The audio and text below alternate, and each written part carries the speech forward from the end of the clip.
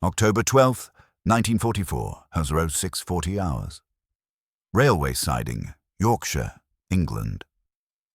Lieutenant Werner Hartmann steps down from a cattle car, the wooden slats slick with mist, the rails ringing with the slow settling of iron and cold. His wrists are bound. His uniform is muddy and torn at the seams. He blinks into a thin English drizzle that soaks without drama and chills without wind. 3 days across the channel in cramped compartments, then through a countryside of hedgerows, stone walls, sheep in distant fields. England presented in postcards he'd never imagined seeing from the wrong side of a war. Around him, 200 Germans shuffle into ranks that are ranks only out of habit, boots dragging, shoulders bent, some still bandaged from Normandy. They are men of the 352nd Infantry Division, remnants gathered during the retreat, caught after the last hedgerows fell and artillery finally outran resolve. Their faces are the color of tallow. Their breath smokes in the cool morning, rising like faint signals to a sky the RAF already owns. They expect the worst.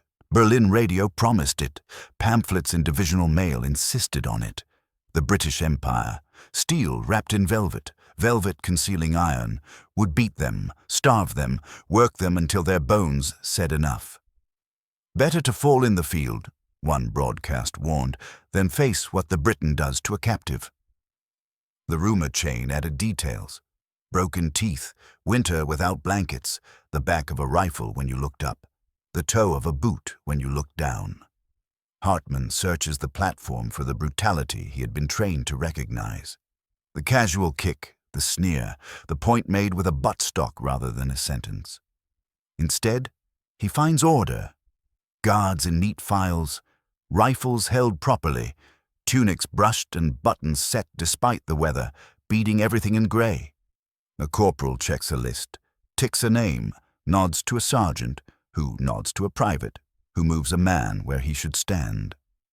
No jeering, no theatrical dominance. Just quiet, professional discipline, disconcertingly familiar because it looks like the army Hartmann joined before the war had to be improvised daily from what was left. A sergeant approaches, middle-aged, jaw like a carpenter's square, eyes that neither dart nor soften. He has the look of a man who has seen a great deal and resolved to be unimpressed by the rest.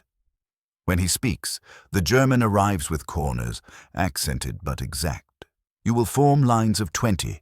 You will be searched for weapons and contraband. You will receive water.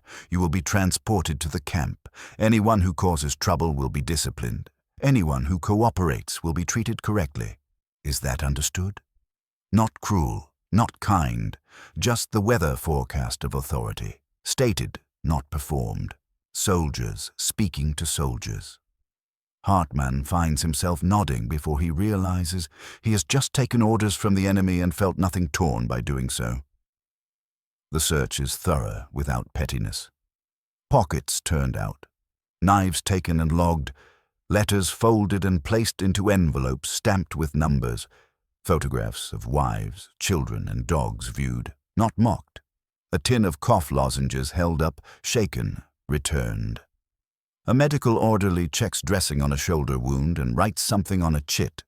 A corporal tests a suspicious can for the weight of concealed metal and then gives it back with a curt, "Whiter."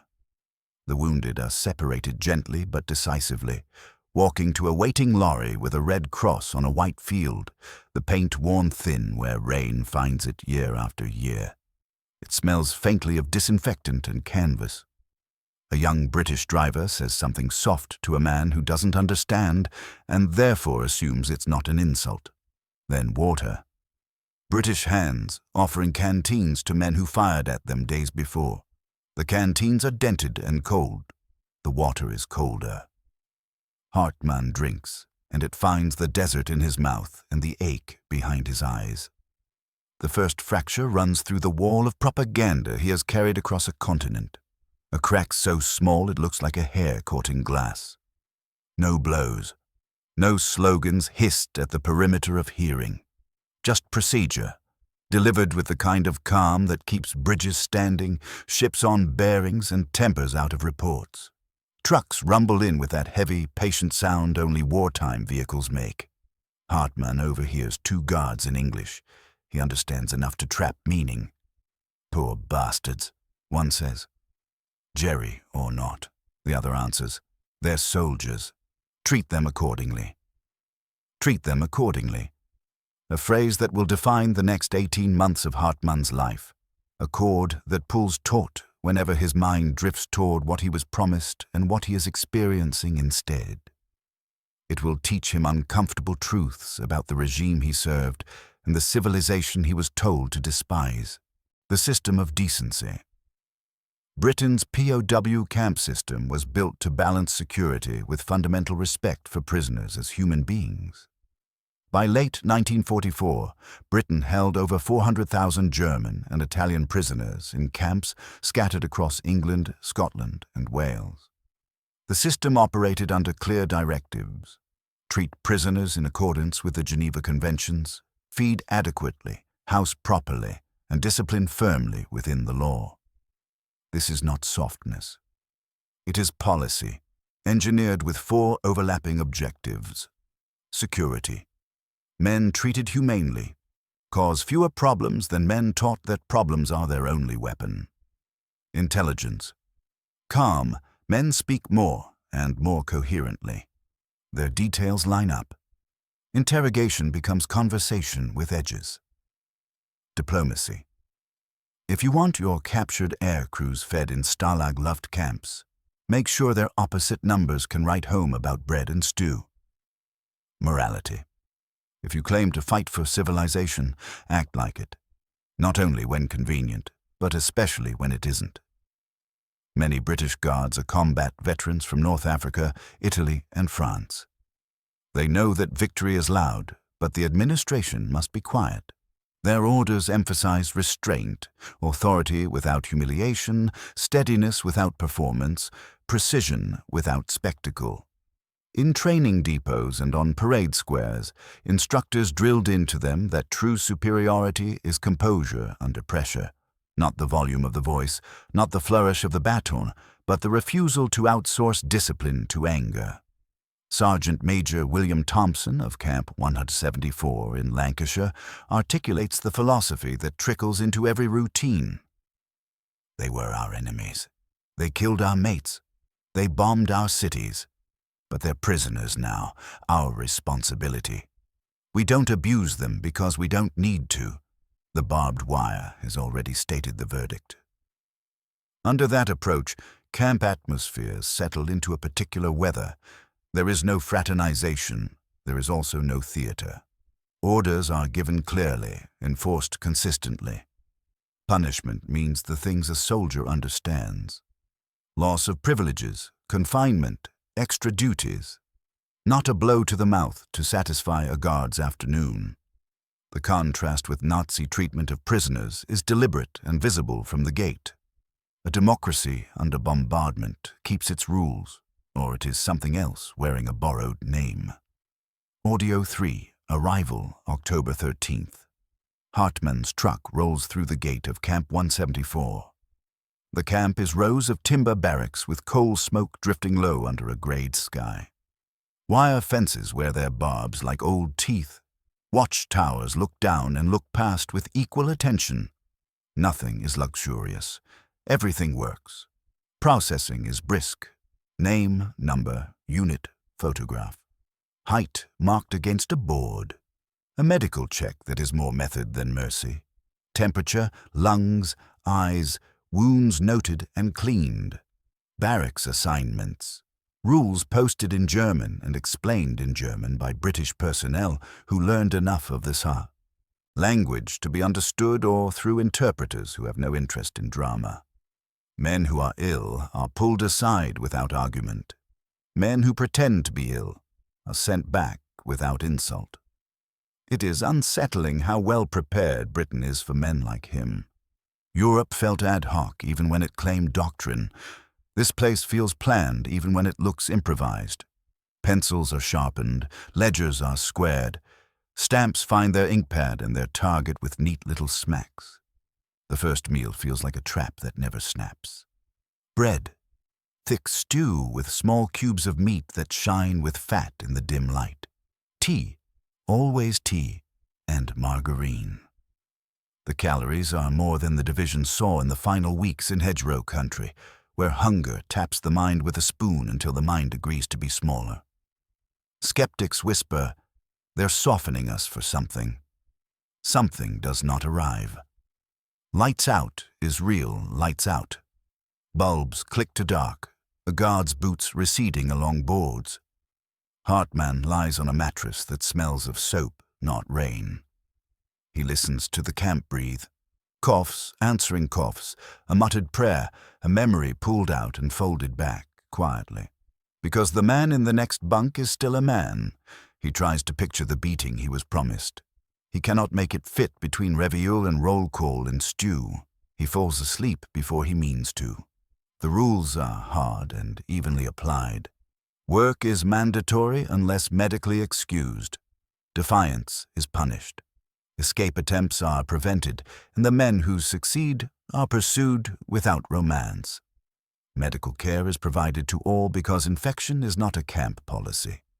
Religious services are permitted because soul weather is not a guard's jurisdiction.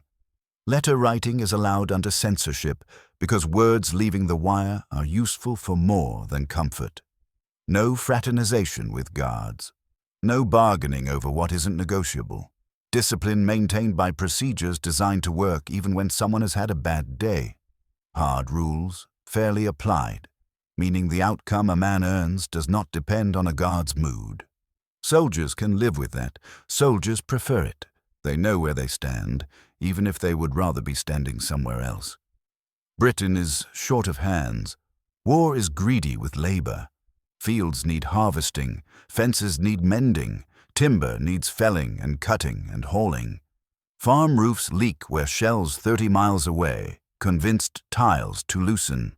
Under the Geneva Conventions, agricultural and reconstruction work is lawful. Under Britain's needs, it is essential. Prisoners are assigned details: farms, forestry, drainage, reclamation, carting stone, stacking hay. 8-hour days, extra rations for heavy labor, adequate tools, the kind that save time when used correctly and break when used as arguments. Supervisors are stern, they are told to be fair. Requests for training on tasks are granted if they are not games. Requests for cigarettes are met sometimes, precisely to prove that they can be met, sometimes without surrendering to always. A private named Hans Schmidt, a former clerk with hands that look more used to ink than to rope, spends 14 months on a farm in Kent. He recalls that the farmer, a man built like the land he works, shows them how to set a gate so it swings true and shuts without insult, how to muck a stall so no animal stands where infection likes to begin, how to lift properly so the back will still be there in winter. He brought tea at breaks, Schmidt says, and a biscuit on days when the rain made even Englishmen curse. Work does a quiet thing. It makes necessity the language that enemies share. A harvest is not a truce, but the load must be tied evenly, or the cart tips in a way that political systems do not prevent. Some prisoners pick up new English words, not from books, but from a supervisor's finger jabbing toward a knot that isn't a knot yet. Some civilians, against their own stories, leave a cigarette pack on a wall at lunchtime and say nothing when it is gone. Dignity leaks in through such hairline seams. Camp 174's infirmary hums on a small, reliable current. The shuffle of rubber soles, the click of a thermometer, the rich chemical scent of carbolic and soap. British Army doctors and nurses run it with the same method they would apply to British soldiers. Triage is a map of decisions. Wounds are cleaned as if the person will have to live in the skin, not merely under it. Dressings are changed, fevers mapped, charts updated in a hand that would pass inspection in any office that makes decisions with signatures. Hartman develops pneumonia during that first winter. Wet air, an immune system worn out by retreat, a cough that goes from nuisance to argument to warning. The medical officer prescribes sulfur drugs, bed rest, extra rations. A nurse checks him each morning, the stethoscope cold as river stones, then warmer as breath and body meat.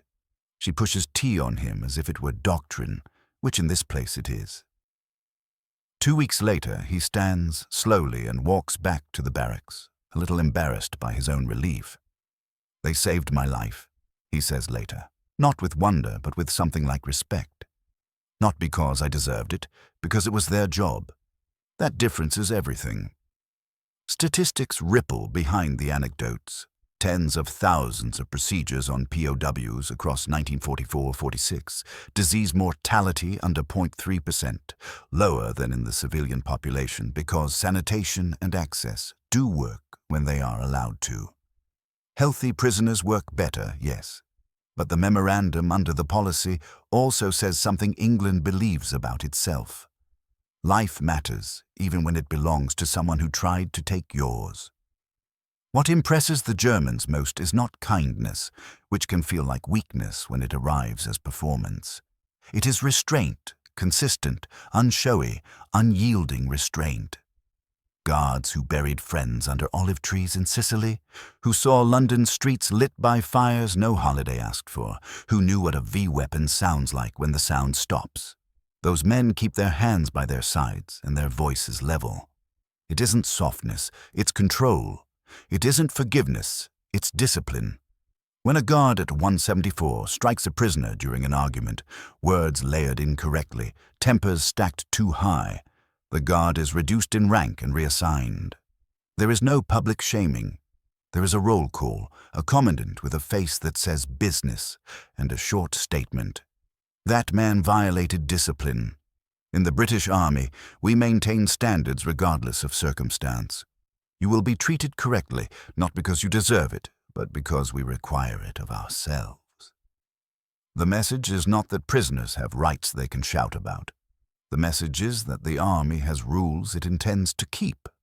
Fairness backed by capability does not read as weakness, even to men trained to interpret mercy as a signal.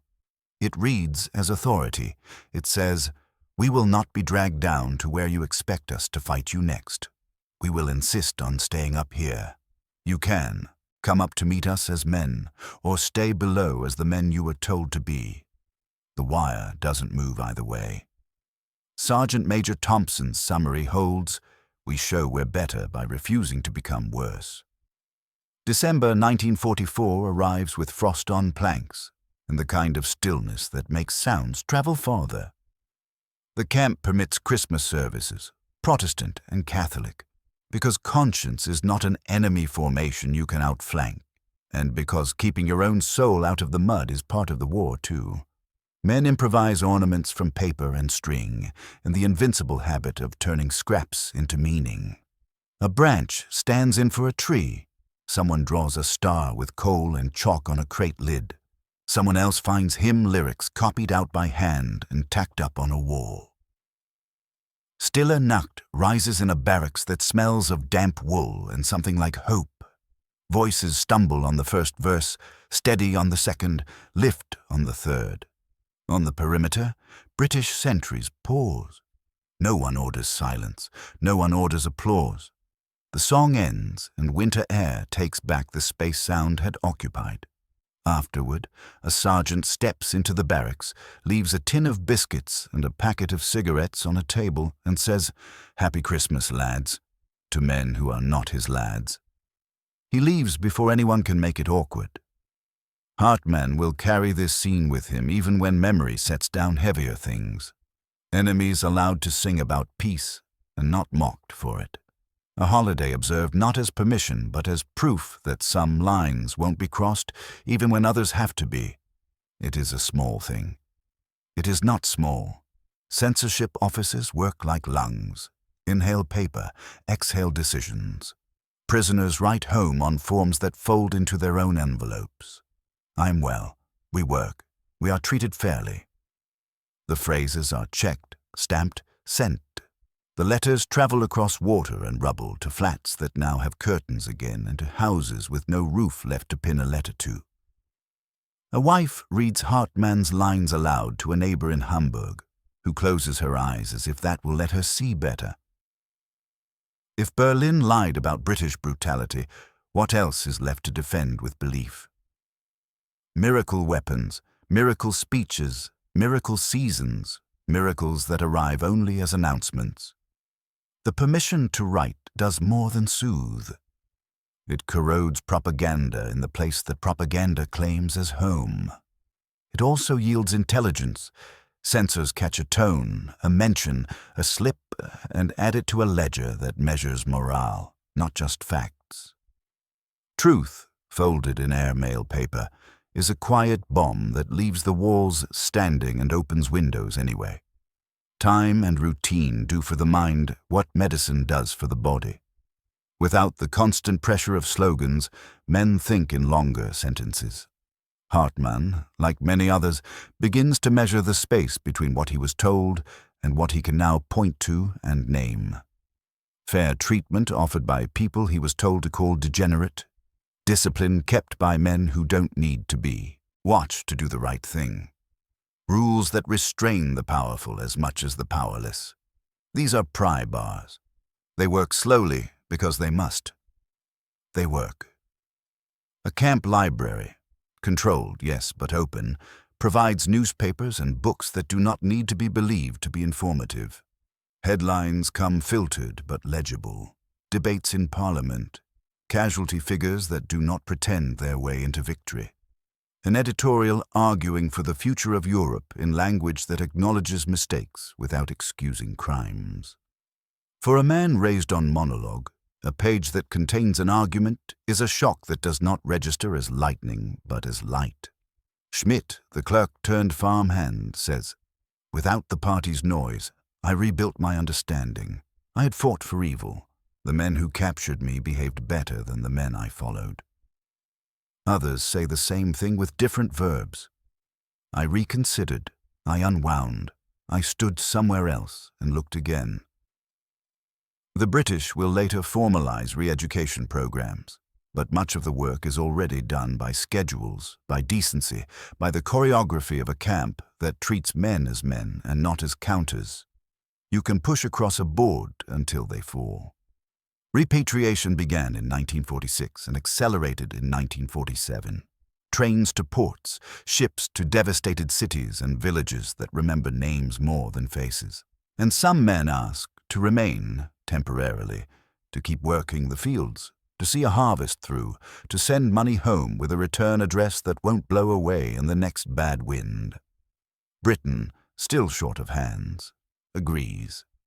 About 25,000 former POWs stayed through 1948 as civilian laborers, living in cottages, learning the way a village forgives by asking you to fix the fence you leaned on until it broke. Schmidt is among them. Home was rubble, he says. Here there was work. There was also the possibility of not being what I had been.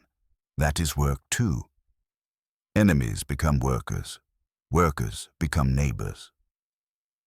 At Sunday service, a head inclines not out of warmed feeling but out of shared habit.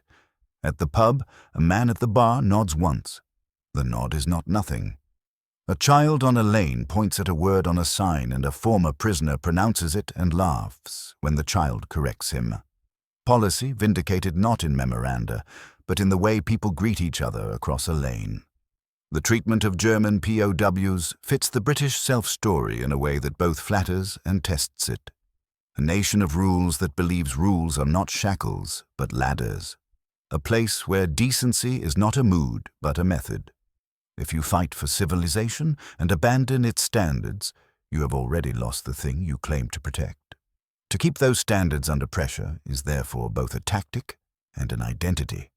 Captain Robert Ashford, Commandant at 174, states it without embroidery.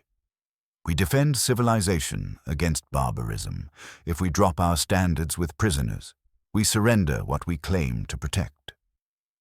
The argument is practical. Soldiers prefer a system that works. It is also moral. People prefer to live in a country that is what it says it is even when no one is taking a photograph.